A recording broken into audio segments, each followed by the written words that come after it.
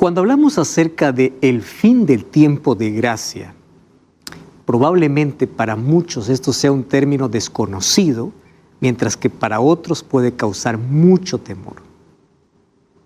Nadie sabe cuándo es la última vez cuando el sol se pone sobre la tierra y la gracia haya terminado para siempre, para todo el mundo. ¿Qué significa que la gracia se cierra? Significa que no habrá más oportunidad de arrepentimiento. Nadie más te suplicará, nadie más te predicará, nadie más te dirá que es necesario arrepentirse. La gracia se cierra cuando Cristo sale del santuario. Hoy vamos a hablar sobre ese tema. Y estoy como siempre aquí, con Biblia en mano, y quiero darte la bienvenida a tu programa Biblia Fácil. Ya sabes que puedes estudiar la Biblia con nosotros y puedes hacerlo a través de esta dirección virtual, de este sitio web, estudielabiblia.com, y allí puedes elegir qué curso estudiar. Tenemos una variedad de estudios bíblicos. Puedes estudiar por WhatsApp, puedes llegarte el curso de manera física o también en formato digital. Pero vamos a comprender más sobre Jesús y sobre este tema realmente interesante. Un día la puerta se va a cerrar. La pregunta es, cuando la puerta se cierre, ¿de qué lado estarás? ¿Dentro o fuera? Vamos a abrir la Biblia y antes pedimos que Dios pueda conducirnos en el estudio de su palabra. Querido Dios, miles y miles de personas en este momento están viendo este programa, están escuchando por radio y queremos pedir tu bendición a través de tu palabra. Que hoy pueda caer la venda de nuestros ojos, podamos ver el tiempo en el que vivimos y podamos ver cuán cerca está tu venida.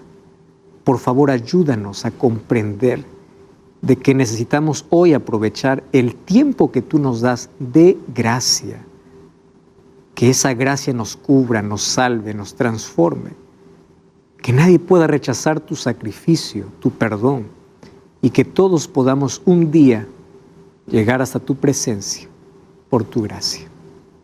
Vamos a abrir tu palabra. Que tu Santo Espíritu pueda conducirnos en este estudio. En el nombre de Jesús. Amén. Muy bien, nuestro tema de hoy tiene que ver con el fin del tiempo de gracia. Este es un tema realmente interesante y todos nosotros debemos conocer en qué momento eso termina. Si tú piensas que hoy vamos a hablar de fechas, pues no vamos a hablar más de fechas, porque la Biblia no dice la fecha en la cual Jesús termina su ministerio sumo sacerdotal. Pero encontramos ciertas evidencias bíblicas para saber en qué momento nos encontramos. Lo que sí podemos saber es qué sucederá cuando la gracia se haya cerrado. ¿Qué evidencias muestra la Biblia de que no hay más oportunidad para el ser humano? ¿Estamos cerca o lejos de eso? Vamos a ver eso entonces en nuestro estudio de hoy. Mientras tanto, nuestro primer texto está en Hebreos capítulo 4, versículo 16. Esa es la invitación de Dios para el mundo. Acerquémonos pues confiadamente al trono de la gracia para alcanzar misericordia y hallar gracia.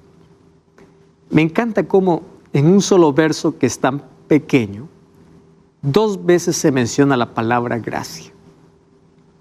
Acércate al trono de la gracia porque lo que vas a encontrar allí es gracia. ¿Sabes cómo me encanta pensar en la gracia de Dios? Gracia es aquello que me liberta, me salva, me restaura. Yo no voy a la presencia de Dios con mérito alguno. No voy como aquel fariseo diciendo, mira, yo soy esto, lo otro. Podemos acercarnos ante ese trono como aquel publicano diciendo, ten piedad de mí, que soy pecador. Tú sabes que muchas personas se acercan a Jesús solamente con 2 actitudes. La primera es la actitud farisaica, colocando sus obras, sus méritos, pensando que merecen todas las bendiciones y hasta la salvación. Y otro grupo de personas se acerca como el publicano, diciendo, ten misericordia de mí y cúbreme con tu gracia. Y hoy podemos acercarnos a ese trono de gracia para poder encontrar oportuno socorro. ¿A qué trono? Ya vimos nosotros aquí, durante toda esta temporada, que el trono de Dios está en el santuario celestial. Y ya analizamos aquí incluso varias profecías que hablan sobre el santuario. Daniel 8:14, ¿recuerdas? 2300 tardes y mañanas el santuario será purificado. Esa profecía comenzó en el año 457 y las 2300 tardes y mañanas nos llevan hasta 1844. Cuando Jesús ascendió al cielo en el año 31, fue para ser nuestro mediador e intercesor. Pero la purificación del santuario, que es la obra bifásica de Jesús, es decir, su ministerio se divide en dos fases. Primero como intercesor y luego como intercesor y juez. Y en 1844, según la profecía de Daniel 8:14, se comienza un juicio en el cielo para determinar quién se salva y quién se pierde. Todos los nombres de aquellos que dicen creer en Dios pasan por ese juicio. Y aquellos que aman a Dios y hacen la voluntad de Dios, en ese juicio significa buenas nuevas, porque Cristo coloca sus méritos en nuestro favor y uno sale justificado. Pero aquel que dice creer en Dios, pero no hace la voluntad de Dios, entonces en este juicio va a pasar o no va a pasar. Simplemente se va a colocar que es un falso creyente, aquel que dice creer, pero no hace la voluntad de Dios. Por eso Jesús dice, no todo el que me dice Señor, Señor, entrará en el reino de los cielos. Para eso tiene que haber un juicio. Apocalipsis capítulo 22 dice, he aquí yo vengo pronto y mi galardón, recompensa para dar a cada uno conforme fuere su obra. ¿Cómo va a dar la recompensa a Dios? En base a un juicio que se realizó. Y ese juicio lo vivimos desde el año de 1844. Según Hebreos 9:23, también las cosas celestiales necesitan ser purificadas. ¿Purificadas de qué? De los registros de nuestros pecados. Y así como aquí en la tierra se purificaba una vez al año el santuario terrenal, en el cielo la purificación de ese santuario comenzó con un juicio desde 1844. Eso nosotros ya hemos hablado, si es la primera vez que estás viendo este programa, puedes revisar los programas anteriores, y ahí hemos visto las fechas exactas hasta el momento que Jesús entró, primero al cielo, luego al lugar santísimo, para poder efectuar una obra de intercesión y de juicio. Lo interesante es que Cristo no estará allí para siempre. Un día Cristo saldrá de allí y un día la humanidad se quedará sin intercesor. Y cuando no haya más intercesión, no habrá más perdón. Porque cuando Cristo salga, se habrá terminado la oportunidad de salvación para toda la humanidad. Mientras eso todavía no sucede, la invitación es, acerquémonos pues confiadamente al trono de la gracia. Un día la súplica se acaba. Un día nadie más te va a rogar para que aceptes el Evangelio. Un día nadie más te va a predicar. ¿Por qué sabemos que hoy Cristo todavía intercede? Porque el Evangelio continúa siendo predicado. Porque el Espíritu Santo sigue convenciendo al mundo de pecado. Eso es lo que está haciendo. Pero un día la puerta se cerrará. ¿Qué puerta? El libro de Apocalipsis, capítulo 3, versículo 7, dice lo siguiente. Escribe el ángel de la iglesia en Filadelfia. Esto dice el santo y el verdadero, el que tiene la llave de David. Llave significa autoridad en profecía. El que abre y ninguno cierra. Pero cuando cierra, ninguno abre. Fíjate qué interesante. Esta oportunidad es llamada como una puerta, abierta para que todos puedan accesar. Por eso dice Pablo, acerquémonos confiadamente. La puerta está abierta, pero un día se cerrará. Ahora, cuando Cristo abre la oportunidad, nadie lo podrá cerrar. El diablo podrá hacer todo lo que quiera para poder impedir, mas la voluntad divina siempre se cumple. El problema está que cuando Él cierra, nadie también podrá abrirlo. Y es interesante porque cuando analizamos este texto, más allá del contexto donde el cual fue escrito, está hablando de que Cristo tiene autoridad para abrir y cerrar. Mientras esté abierta, habrá oportunidad. Mientras esté cerrada, habrá terminado para siempre. En Mateo 24, Jesús contó que su venida será como la venida o como el diluvio, como en los días de Noé. Y es interesante que ahí en Mateo capítulo 24, dice que mientras Noé estaba construyendo el arca, o entró incluso al arca, todos estaban comiendo, bebiendo, haciendo su vida. Hoy, el mundo está viviendo un secularismo impresionante. No le interesa más Dios, ni siquiera la palabra de Dios. Incluso dentro del mundo religioso, personas abandonando la palabra de Dios, personas diciendo que quieren actualizar la palabra de Dios para dar rienda suelta ¿a qué? A la popularidad, a lo que dice la gente, para caer bien a todos.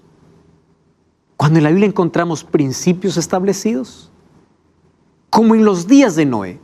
Los días de Noé eran días de violencia, de corrupción, de degeneración completa. ¿Mas qué cosa sucedió? Me interesa lo que dice el libro de Génesis capítulo 7, versículo 16. Mira qué cosa es lo que ocurrió y eso también ocurrirá antes de la venida de Jesús. Génesis capítulo 7, versículo 16. Dice así: los que entraron, hablando de los animales, que eran macho y hembra de cada especie, como lo había mandado Dios. Y termina diciendo el versículo: y Jehová cerró la puerta. Y el versículo 17 dice: y el diluvio vino sobre la tierra y duró 40 días, 40 noches. Interesante. El diluvio viene, o llega, o cae, pero antes de que caiga, la puerta se cierra. Antes de que Cristo regrese, la puerta se cierra. Jesús dijo: yo soy la puerta. Un día Jesús no más será la puerta. Un día la puerta se cerrará.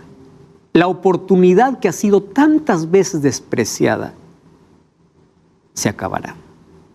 Por eso no juegues con las invitaciones ni con la voz de Dios.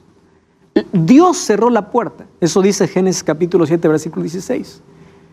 Y cuando Dios cierra la puerta, por más que Noé haya intentado abrir la puerta, no se puede. Porque lo que Dios cierra, nadie abre. Eso significa que hoy estamos viviendo un tiempo de gracia que tiene que ser aprovechado. Dios está llamando a sus hijos.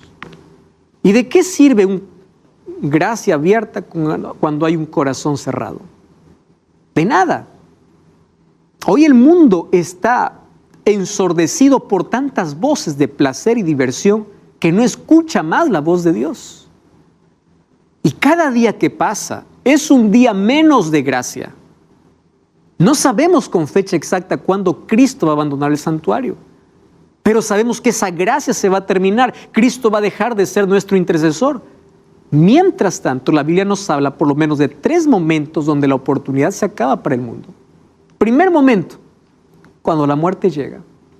Eclesiastés 9, 5 y 6 dice: los vivos saben que han de morir, pero los muertos nada saben. No tienen más memoria, todo es puesto en olvido, no tienen más decisión. Cuando tú mueres no hay una oración que te salve, porque la salvación es un asunto de decisión personal.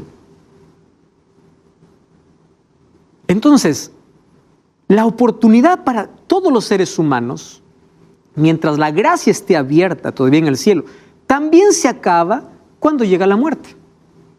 ¿Y sabes qué cosa es lo triste? Nadie sabe cuándo es su último día. Miles de personas salen diciendo regreso y no más vuelven. Si los datos estadísticos dicen que cada 12 segundos una persona muere, pero nadie sabe quién es la próxima persona. Jóvenes mueren, niños mueren. No necesita una persona estar en una camilla de hospital con una enfermedad donde fue desahuciada para decir voy a morir. No. La muerte es inesperada, es una tragedia, es nuestro mayor enemigo, nuestra mayor amenaza. Viene una enfermedad, viene una pandemia o un accidente inesperado. Todos estamos expuestos a la muerte.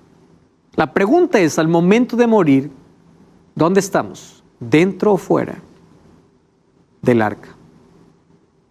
Esa es la mayor pregunta.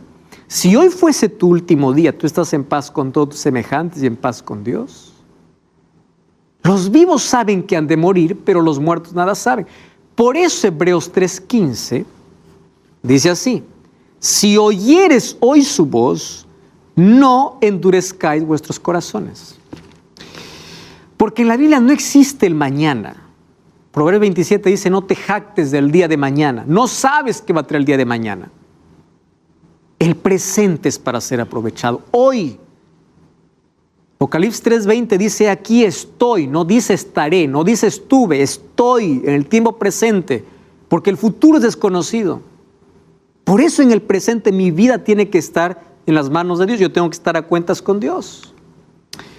¿En qué otro momento se cierra la gracia para toda la humanidad o para las personas? Mientras todavía no se esté cerrada la gracia en el cielo. Mateo 12:31: por tanto os digo, todo pecado y blasfemia será perdonado a los hombres, mas la blasfemia contra el Espíritu Santo no les será perdonada. Cualquiera que dijera alguna palabra contra el Hijo del Hombre será perdonado, pero aquel que hable contra el Espíritu Santo no les será perdonado, ni en este siglo ni en el venidero. O sea, no hay más oportunidad. Y claro que muchas personas expresan su preocupación diciendo: pastor, yo en mi momento de locura ya hablé contra el Espíritu, yo ya maldije a Dios, yo hice tantas cosas, yo ya no tengo perdón. Le digo: ¿sabes una cosa? Si todavía estás preocupado por tener perdón, es porque el Espíritu Santo continúa trabajando en ti. Una persona que blasfema contra el Espíritu Santo ya no tiene más conciencia de pecado. Ya no tiene más necesidad de arrepentimiento. Ya no escucha más la voz de Dios, ya no siente más culpa. Ya no quiere más cambiar. Porque el único que te puede convencer de pecado, el único que te puede abrir los ojos para la realidad y la condición en la cual vives, es el Espíritu. No es un pastor, no es un predicador, no es un orador, no es nadie. Cuando alguien dice: pastor, las palabras llegaron y eran para mí, el Espíritu Santo las llevó. Cuando alguien dice: yo fui a la iglesia gracias a una predicación, el Espíritu Santo usó esa predicación. Porque no es un hombre. Juan capítulo 16, cuando Jesús habla, o Juan capítulo 14 y capítulo 16, cuando habla acerca del Espíritu Santo, dice: Él es el que convence de pecado. Él es el que guía toda verdad. Pero un día el Espíritu Santo será retirado sobre la tierra. Eso sucederá cuando Cristo salga del santuario, porque ya no habrá más perdón, entonces no habrá más arrepentimiento. Y si no hay más arrepentimiento, significa que no habrá nadie más quien convenza de pecado. Sin embargo, hoy, mientras todavía Jesús intercede, muchos pueden llegar a pecar contra el Espíritu Santo. ¿Cuándo? ¿En qué momento? Cuando su corazón se endurece tanto que ya perdió la sensibilidad y no tiene más necesidad de Dios. ¿Sabes qué sucede allí? El ser humano se entrega completamente bajo el dominio de Satanás. Y el Espíritu Santo ya no puede más hablar. Por eso necesitamos todos los días escuchar la voz de Dios. Me encanta cuando la persona dice: pastor, tengo la necesidad de poder conocer más de Dios, tengo la necesidad de orar, tengo la necesidad de conocer más de Cristo. Esa no es tuya, es el Espíritu Santo trabajando en ti. Cuando la persona dice: yo no me siento cómodo, yo caigo en pecado, pero estoy incómodo, me duele, sufro, yo le prometo a Dios cambiar, pero nuevamente caigo, le pido perdón. Le digo: levántate, porque mientras tengas conciencia de pecado y necesidad de salvación, el Espíritu Santo sigue trabajando en ti. No importa lo que hiciste, no importa el pasado que cargas. Mientras tengas necesidad de ir a Dios, el Espíritu Santo sigue trabajando en ti. Mientras estés incómodo con la vida que vivas y quieras un cambio, el Espíritu Santo sigue trabajando en ti. Y el Espíritu Santo trabaja de afuera para adentro para convencernos. Y cuando lo aceptamos a Cristo, trabaja de adentro para afuera para transformarnos. Esa es la obra maravillosa del Espíritu. Pero pecado contra el Espíritu Santo no será perdonado. ¿Cuál es el tercer momento? Cuando Cristo salga del santuario. Mira lo que dice el libro de Apocalipsis capítulo 22, versículo 11. Dice allí: el que es injusto, sigue injusto. El que es impuro, sea impuro. El que es justo, practique la justicia. El que es santo, santifíquese. O sea, el justo ya no puede ser injusto, porque no hay más oportunidad. ¿Cuándo ocurrirá eso? Cuando Cristo salga del santuario. Tú sabes que lo triste es que cuando Cristo sale del santuario, el Espíritu Santo es retirado de la tierra. Y hoy hay millones de personas que ya no escuchan más la voz de Dios. Y para miles de personas el Espíritu Santo se está retirando. ¿Sabes qué cosa es lo que me llena de tristeza? Mira lo que dice el libro de Ezequiel, capítulo 3, versículo 27.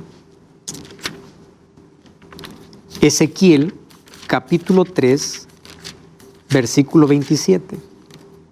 Dice así: pero cuando yo te haya hablado, abriré tu boca y les dirás, así ha dicho Jehová el Señor. El que escucha, que escuche. Y el que no quiere escuchar, que no escuche, porque son rebeldes. Dios no puede romper nuestra libertad. Y hoy día la rebeldía humana cada vez es mayor. Incluso dentro del mundo religioso, personas abandonando la Biblia por seguir sus propios deseos. Personas que por querer contentar a la gente dejan principios bíblicos. Y esa rebeldía un día llegará a su final. Cuando Cristo sale, habrá entonces, para toda la humanidad, ya estará el destino de cada uno de ellos definido. Porque cuando Cristo deje el santuario, el que es justo, el que es injusto es injusto. Es decir, el destino de todo ser humano habrá sido definido. El juicio habrá terminado. ¿Y sabes qué cosa es lo triste? Cuando el Espíritu Santo se retire, el mundo queda bajo el control completo de Satanás. La Biblia dice que vendrá sobre la tierra un tiempo de angustia cual nunca hubo. Desde que comenzó la tierra, mira, en la historia han habido muchos momentos de angustia. Pero cuando el Espíritu Santo no más convenza de pecado, la humanidad estará enloquecida.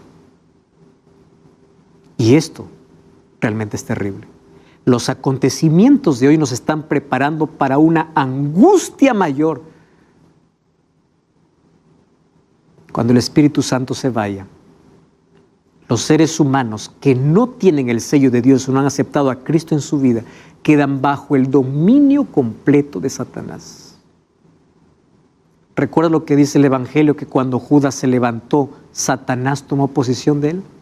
Porque la última oportunidad que él tuvo es cuando Jesús lo lavó los pies, incluso sabiendo que lo iba a traicionar. Esa última oportunidad lo desperdició.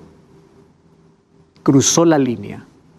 Y finalmente dice el libro de Lucas 22:3 que Satanás entró en él. O sea, Satanás tomó el control completo de su vida. Mira lo que dice este texto, Jeremías 30, 5 al 7. Así ha dicho Jehová: hemos oído voz de temblor, de espanto y no de paz. Inquirid ahora y mirad si el varón da luz. He visto que todo hombre tenía las manos sobre sus lomos, como mujer que está de parto. Se han vuelto pálidos los rostros. Oh, cuán grande es aquel día, tanto que no hay otro semejante a él. Tiempo de angustia para Jacob, pero de ella será librado. O sea, los hijos de Dios van a pasar también por ese tiempo de angustia. ¿Y de qué trata la liberación? Del encuentro con Dios. Porque entre que Jesús sale del lugar santísimo y su venida, los días son pocos. Y la liberación viene. Sin embargo, va a haber angustia. Y va a ser cuando Cristo salga del lugar santísimo. Va a haber angustia para los hijos de Dios y angustia para los impíos. Los impíos por las plagas que caerán sobre la tierra, y para los hijos de Dios una angustia mental y una angustia física.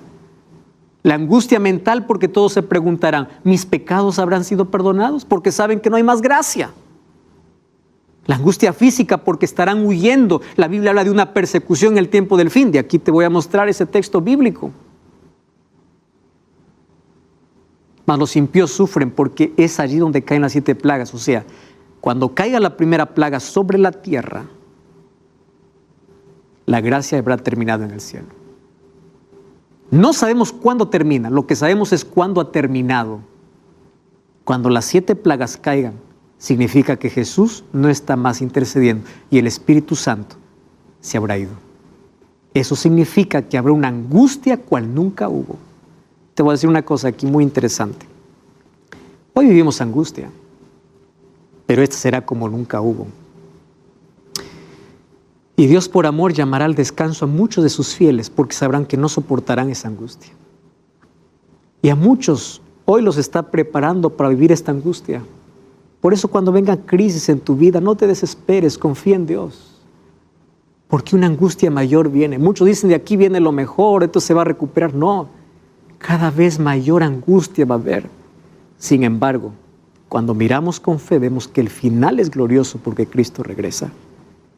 Entonces, vamos a seguir analizando de este tema tan fascinante. No cambies el canal, vamos a una breve pausa, estamos de regreso. Esto es Biblia Fácil. Estamos de regreso, esto es Biblia Fácil. Hoy estamos hablando sobre ese momento cuando la puerta de gracia se cierre en el cielo, cuando no habrá más oportunidad para los seres humanos. Y ya vimos aquí algunos textos que en ese momento sobre la tierra habrá una angustia completa, tanto para los hijos de Dios como también para los impíos. Vamos a ver otro texto. Mira lo que dice el libro de Daniel capítulo 12, versículo 1. En aquel tiempo se levantará Miguel, el gran príncipe que está de parte de los hijos de tu pueblo, y será tiempo de angustia, cual nunca fue desde que hubo gente hasta entonces. Pero en aquel tiempo será libertado. Esa libertación tiene que ver con la venida de Jesús y todos los que se hayan escritos en el libro de la vida. Por eso en Lucas 10:20 encontramos cuando los discípulos fueron a Jesús a contarle, Señor, hemos visto grandes maravillas, grandes cosas han sucedido. Jesús le dice, más bien alégrense si ustedes saben que sus nombres estén escritos en el libro de la vida. Porque la angustia que viene sobre la tierra es una angustia cual nunca hubo. Pasamos por una crisis mundial y esto trajo mucha angustia, desestabilidad, inestabilidad económica, política, social, problemas mentales, problemas de salud. Son apenas señales de la angustia que vendrá.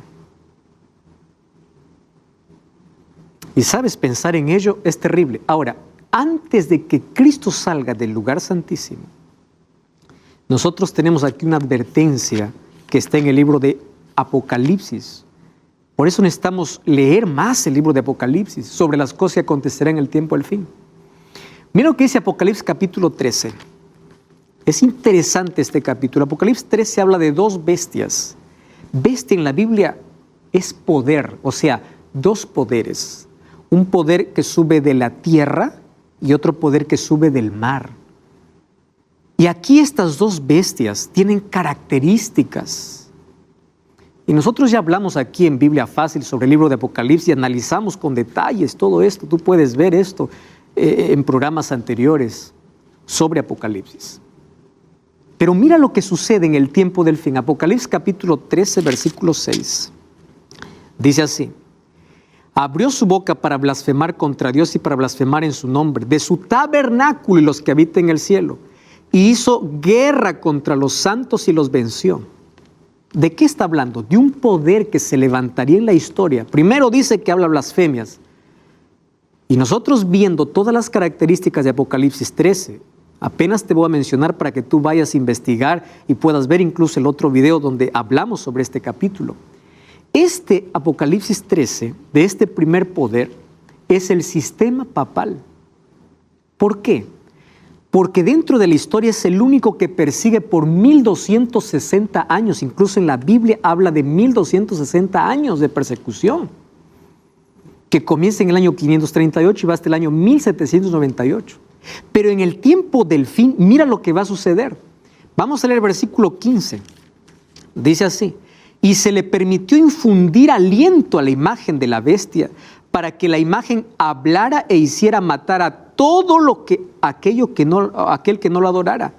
Y hacía que todos, pequeños y grandes, ricos y pobres, libres y esclavos, se les pusiera una marca en la mano derecha o en la frente, que ninguno pudiese comprar ni vender, sino aquel que tuviera la marca o el nombre de la bestia o el número de su nombre. Aquí hay sabiduría. El que tiene entendimiento cuenta el número de la bestia, que es número de hombre, y es 666.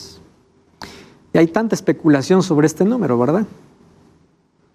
En Apocalipsis encontramos siempre un antagonismo entre la marca y el sello. Y en Apocalipsis encontramos siempre cómo Satanás intenta falsificar las obras de Dios. Encontramos una mujer pura en Apocalipsis 12 y una mujer ramera en Apocalipsis 17. Satanás tiene una obra de falsificar las obras de Dios. Dios tiene un sello, Satanás coloca una marca. Y ese 666 viene de los dioses babilónicos, que es desobediencia. El 6 es número de hombre, desobediencia. Para comenzar, el hombre fue creado en el 6º día. Pero el 6 significa imponer su voluntad en contra de la voluntad de Dios.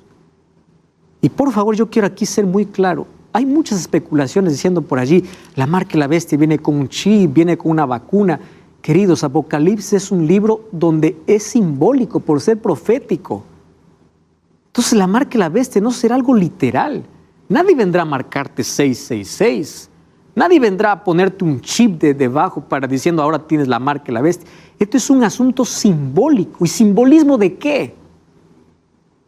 Desobediencia. Entonces la Biblia me habla de sello de Dios, de aquellos que son sellados son aquellos que están sus nombres escritos en el libro de la vida. Y aquellos que tienen la marca a la vez son aquellos que desobedecen a Dios. Pero ¿de qué manera se ve visible en el tiempo del fin? Vamos a ver si esto no es una copia de Satanás. Mira, vamos al libro de Deuteronomio capítulo 6, Antiguo Testamento. El Antiguo Testamento nos enseña mucho para interpretar el Nuevo Testamento. Deuteronomio capítulo 6. Vamos a leer el versículo 2. Deuteronomio capítulo 6, 2. Dice así: a fin de que temas a Jehová tu Dios, guardando todos sus estatutos y mandamientos que yo te mando. Eso dice en el versículo 2. Vamos a leer el versículo 8. Las atarás como una señal en tu mano y estarán en los frontales entre tus ojos, o sea, entre tu frente. Lee el versículo 17. Dice así: guardad cuidadosamente los mandamientos de Jehová vuestro Dios, sus testimonios y estatutos que te he mandado. ¿De qué habla el capítulo 6? Del amor a Dios y la obediencia a Dios. Escúchame bien. Aquí está la clave para poder analizar el sello de Dios y marca la bestia. Eso de colocar en la mano y en la frente, para los hijos de Israel era la ley de Dios. ¿Qué cosa hace Satanás? Él coloca una marca. ¿Y la marca qué cosa es? En contra de la ley de Dios. Porque Dios quiere que su ley esté en nuestra mente. Nuestras manos significan acciones, que actuemos de acuerdo a su voluntad, de acuerdo a su ley. Pero Satanás, en lugar de la ley, sustituye la ley por una marca. ¿Qué cosa es la marca? Una sustitución de los mandamientos de Dios. Efesios 4 dice que todos somos sellados por el Espíritu Santo. ¿Y qué cosa es el Espíritu Santo? Coloca nuestra vida en armonía con la voluntad de Dios. Entonces, en el tiempo del fin, aquellos que son sellados por el Espíritu son aquellos que guardan los mandamientos de Dios. Apocalipsis 14:12, aquí está la paciencia de los santos, los que guardan los mandamientos de Dios, tienen el testimonio de Jesús. Esto no es legalismo, esto es Biblia. ¿Comprendes? Entonces, el conflicto final entre sello y marca es entre lealtad a Dios y su ley y desobediencia a Dios y su ley. Entonces, es un asunto simbólico, esto es una decisión, pero que vendrá como imposición. Escúchame con atención. El punto de quiebre final va a ser adoración. Y cuando hablamos de adoración dentro de la ley de Dios, hablamos de un día para adorar. Por eso es que el punto de quiebre en el tiempo del fin es adoración dentro de la ley de Dios. Ya te mostré aquí en la Biblia que Dios quiere que su ley esté en nuestra mente y en nuestras manos, en nuestras acciones. Satanás, ¿qué cosa coloca? En la frente y en la mano una marca. O sea, él coloca algo para quitar la ley del pueblo, de las personas, de su mente y de sus acciones. Mucha atención con esto. Por eso es que hay tanta gente enardecida contra la ley de Dios, porque de esto se trata marca y sello. Y específicamente el cuarto mandamiento, porque el cuarto mandamiento me llama a adorar al Creador. Según Apocalipsis capítulo 14 dice, adora al Creador, aquel que hizo el cielo, la tierra y el mar. Y si vas a Éxodo capítulo 20, versículo 8, vas a encontrar la misma expresión. ¿Sabes dónde? En el cuarto mandamiento. ¿Sabes cuál es el cuarto mandamiento? El día sábado. Entonces llegará un momento en que se colocará una ley para imponer un falso día de adoración que está en contra de la ley de Dios. Esto es la marca de la bestia.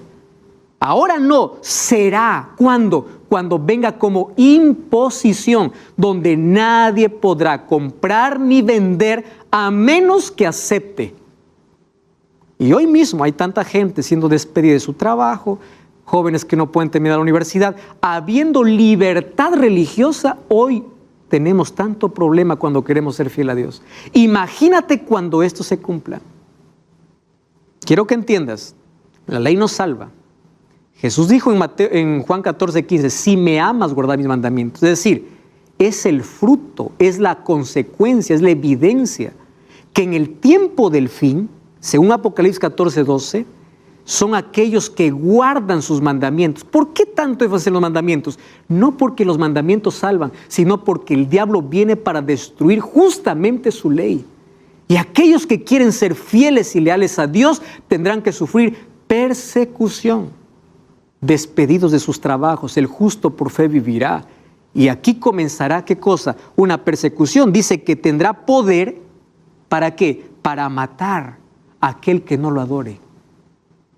¿Estás entendiendo cómo este asunto es tan serio? Entonces ahí está, marca y sello. Tiene que ver con adoración, con lealtad, con fidelidad a Dios. La pregunta es, ¿cómo se va a hacer eso? Entonces ya vimos que aquí el sistema papal está en como el primer poder de Apocalipsis capítulo 13. Porque él dice que habla contra blasfemias contra Dios. Ya vimos aquí, por ejemplo, que el único que dijo ser Dios en la tierra es el Papa. El Papa León XIII decía, nosotros somos Dios en la tierra. Eso es una blasfemia. Quien se atreve a perdonar pecados en lugar de Dios es una blasfemia. Persigue a los hijos de Dios durante 1260 años. Eso está en la historia está manchada de sangre. Entonces ese primer poder representa ese poder papal. Pero un día recibió una herida de muerte. Eso también dice Apocalipsis 13. Quiere decir, se le quitó su dominio y su autoridad. ¿Cuándo sucedió eso? En 1798. Cuando Berthier, que es un general de Napoleón, le quitó toda su autoridad al Papa Pío VI. Pero también dice Apocalipsis 13 que esa herida será sanada. Y claro, y toda la tierra se maravillará, dice, y todos irán en pos de él. Y tú ya viste tantas declaraciones que hoy incluso están en contra de la palabra de Dios. Pero hoy te voy a mostrar otra cosa. Esta es una encíclica escrita por el Papa Francisco, llamada Laudato Si. Este está disponible para la venta, puedes comprar incluso digital. Mira, apenas tiene 190 páginas. Aquí habla sobre el bien común. Aquí habla sobre cómo cuidar el medio ambiente. Tú sabes que esta encíclica hoy está siendo estudiada por la ONU y varios gobernantes lo han aceptado, solo que detrás de esto hay un contexto religioso. Y dice que el mundo necesita para cuidar el medio ambiente un día de descanso. ¿Cuál crees que pone? ¿El que dice la Biblia o el que la Iglesia Católica colocó? Domingo, dice. Es apenas una propuesta. Viste que el trasfondo es lindo. Y aquí en esta encíclica nosotros vemos que hay un acercamiento tremendo. Hoy tú puedes ver un acercamiento entre todos los presidentes y líderes del mundo.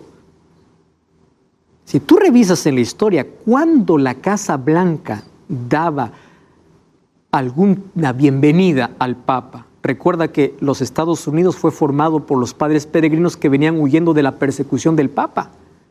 Pero después se arreglaron las relaciones y hoy estos dos poderes van juntos. Líderes de todo el mundo, tanto budistas, tanto islam, musulmanes, lo aceptan. Hay puentes creados, el mundo se sorprende, el mundo ya lo adora, hay un acercamiento. La pregunta es, ¿cómo esto se va a poder? Porque hay hoy día tantas ideologías, izquierda, derecha, filosofía, el marxismo por un lado, comunismo, capitalismo. ¿Cómo se va a unir todo? Tiene que haber alguna cosa que una a toda la humanidad. Una preocupación que une a toda la humanidad. Medio ambiente. ¿Estás entendiendo? Entonces, a través de una cosa que une a toda la humanidad, va a venir, y cada vez vemos cada vez más cerca el cumplimiento de esta profecía. Tú sabes que los mayores ricos de este mundo piensan que la solución para los problemas de este mundo es que haya un gobierno global. ¿Sabías de eso? Esto ya viene desde hace mucho tiempo. Y quiero decirte una cosa muy seria aquí. COVID-19 vino para enseñarnos que el mundo sí se puede unir por una causa. Todo el mundo. Que las cosas pueden cambiar de un momento para otro. Eso sí nos enseñó. ¿Entiendes? Entonces las profecías se van a cumplir exactamente como dice la Biblia. Pero ya te dije que entre los más ricos del mundo dice que debe haber un orden, un nuevo gobernante mundial. Y ahora te voy a mostrar un asunto realmente serio. Tú sabes que hace algún tiempo, corto tiempo, apareció otra encíclica del Papa Francisco llamado Fratelli Tutti, que traducido sería Fraternidad Universal. Yo quiero que prestes atención, porque eso también está disponible para todo público. Algunas cosas que dice aquí. Esta es la propuesta de un gobierno mundial con poder ejecutivo, dotado de poder, que esté por encima de los estados y lleve adelante una agenda global. Que los gobiernos nacionales entreguen su poder a ese gobierno mundial. ¿Cuál es el objetivo? Solidaridad. ¿Te das cuenta que hay un punto que puede unir a todos?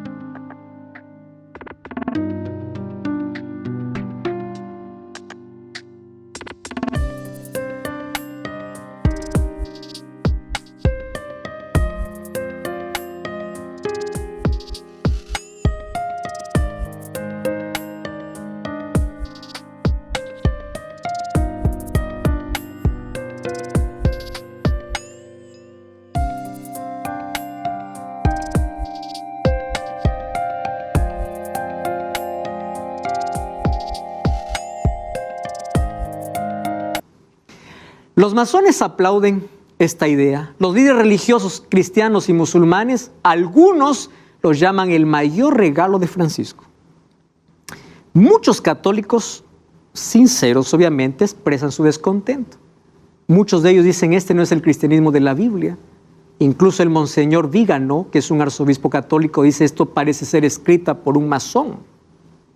Vicente Montesinos del Canal Católico dice, la jerarquía del Vaticano lleva adelante un plan globalista y masón. No es momento de callar, el que esté con Bergoglio está contra Cristo. Lo dice así de manera clara, esto puedes buscar allí, está en fuentes oficiales en internet. Ahora, ¿qué cosa se propone? Una reforma de la ONU, del sistema económico para crear la familia de las naciones, es decir, un nuevo orden jurídico, político y económico. ¿Y qué cosa dice? La crisis COVID-19 ha mostrado la incapacidad de la humanidad de actuar conjuntamente, por eso necesitamos otra estructura mundial fuerte y solidaria. Dice, usemos el conocimiento mutuo como método y criterio. O sea, ya no la palabra de Dios. Que la venida de Cristo solucione las cosas, eso ya no. Mejor nosotros creemos un nuevo orden. ¿Quién crees que va a presidir eso? Él mismo.